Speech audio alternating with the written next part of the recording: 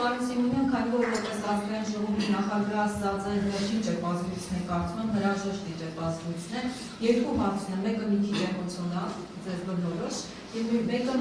այլ։ Առաջինը ինչ ամենաշատը կկարոտեք խորհրդարանում, եւ երկրորդ հարցը բացառում եք արդյոք քաղաքական այնպիսի իրավիճակ, որ այս խորհրդարանը եւ այս իշխանությունները պաշտոնավարեն 1 տարի եւ կրկին ընտրություններ լինեն։ Դե լավ, Հարևան որ սահմանադրական դատարանը դեռ որոշում։ Լսեք, դե այդ խոսակցությունը ես հիշում եմ, որ 2021 թվականին ընտրվել էինք, ասում են դե 6 ամիս, երբ որ Սերժ Սարգսյանին հեռացրել էինք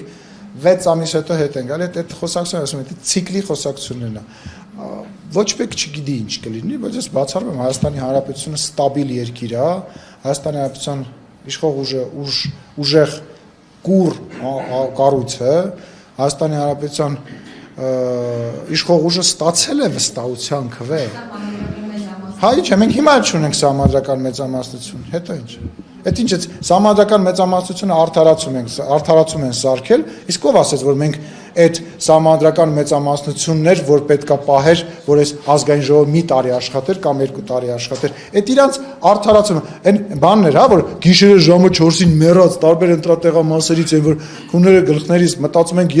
երբ այս ամեն ինչը շատ ավարտել է թանքնենք, տեսակ դեմքները չէին ժպտում, այ քեզ բան, մնում էր սենց դեմքերով գիշերվա 4-ին կանգնեին, հիմա իրանց դեմքները ընդհանրապես տեսնում եք, չէ, ընդհանրապես չեմ ասում դեմքները տեսնում եք, ես տեսա, որ Սամվել Կարապետյանի մոտ գնացել էին են ճակերտավոր, արեստավարժ խմբագիրները, ճակերտավոր, դու ընդեղ էր,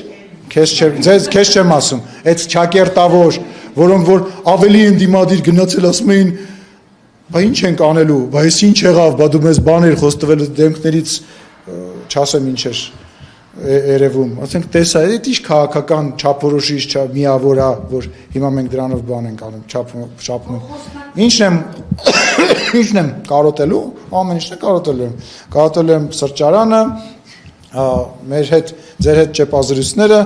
դաժան եւ հետաքրքիր, որոնք որ շատ դիտելիություն էին ապահովում, որը որ կարծում եմ, ես հաճույքով ձեր հետ կհանդիպեմ, խոստանում եմ,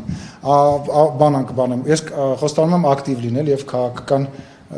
դաշտից չկորել։ Որպես իրական աշխատանքը կկարոտեք։ Մի հատ էլ բան ասեմ, նախ մեր падգամավորներին կկարոտեմ, որովհետեւ ամեն մեկի հետ պատմություն ունեմ, ամեն մեկի հետ մի ինչ-որ իրավիճակ ունեմ։ Իդեպ ասեմ, որ ես ամենաշատ օրենսդրական նախաձեռնությունով հանդես եկած նաև ազգային ժողովի նախագահը։ Սենց ասեմ, ես ձեր հետ համաձայն եմ։ Ես ձեր հետ համաձայն եմ։ Ասում են, երբ որ դուք արդեն ազգային ժողովի նախագահ չեք լինի, թիկնապահներ չեք ունենա, շատ բարդ կլինի ձեզ փողոցում դուրս գալ առանց թիկնապահների։ Փողոցում կտեսնենք ձեզ առանց թիկնապահի եւ արդեն դուք վախեր չունեք այն առումով, որ ձեզ այլևս որևէ մեկը չի պաշտպանի անվտանգության աշխատակից։ Այս 5 տարին, երբ որ ասենց մեծ բաներ էին խոսում, ես Հայաստանի Հանրապետությունից դուրս շրջագայել եմ առանց թիկնապահների։ Ես եղել եմ տարբեր հայկական համայնքներում, ամենակտրուկ տրամադրված համայնքներում եւ երբևիցե դրա մասին չեմ մտածել։ Այդ թիկնապահները դա ինստիտուտ է։ Հայաստանի Հանրապետությունում սպանվել է ազգային ժողովի նախագահ, ծեծվել է միջև այն պահը, որ մտածել են, որ մահացել է մեկ այլ ազգային ժողովի նախագահ, եւս մի ազգային ժողովի նախագահ, որովհետեւ մի պաշտոնյայի վրա այդքան հարձակում չի եղել, սպառնալիք չէ, քան ազգային ժողովի նախագահների հանդեպ։ Եվ այդ մարդիկ, ովքեր որ խոսում են իմ թիկնապահների մասին, իրանց են իրականում արդարացնում, որովհետեւ ձեռս պահեք ու թողեք որ խփեմ, այդ ինչ է, ուզում եմ հասկանամ, իրանք ինչ էին ուզում անեին, որ իմ թիկնապահները իրանց պահեցին։ Ես երևանցի եմ, ես ապրելու եմ Հայաստանի Հանրապետությունում, որևիցե խնդիր չունեմ, բայց գոյություն ունի օրենք, որը որ նախկին ազգային ժողովի նախագահներին եւ նախագահներին տալիս է անվտանգություն։ Ես ենթադրում եմ, որ այդ ծավալով չի լինի, որը որ հիմա կա ու որը իրականում լավ է։ Ես ես ասեմ, ամենասկզբից նաև ոստիկանության աշխատակից էր ինձ կցված։ Ես հրաժարվել եմ դրանից։ Ես հիմա ասեմ, ընթացքում, պաշտոնավարման ընթացքում ես մի քանի անգամ դիմել եմ, որպեսզի իմ հետ եղած մարդկանց քանակը կրճատվի, որովհետև ինձ կոմֆորտ չի, առնվազն կոմֆորտ չի, նենց չի, որ ուզենան ինչ-որ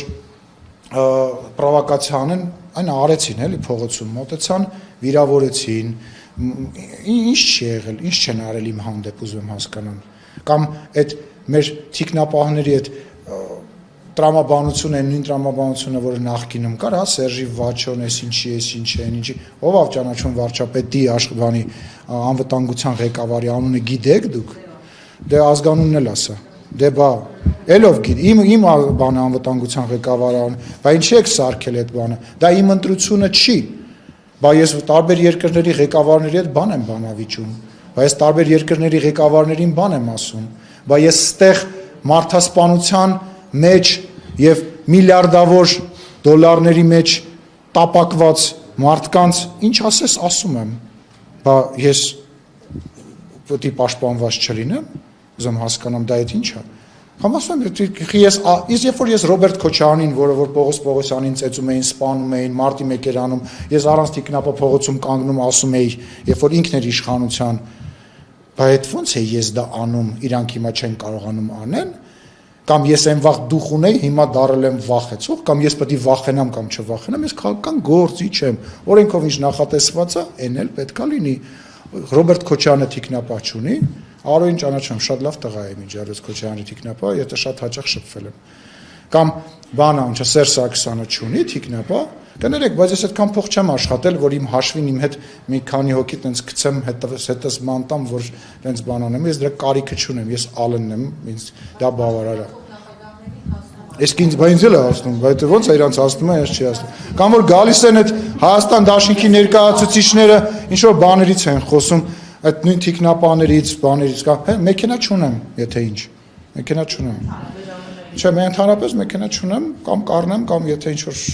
տեղից լինի, հենց կլինի, էլի չկա։ Դե լավ, վերջինն է, ինչ ուզում եք արեք, հարց չկա։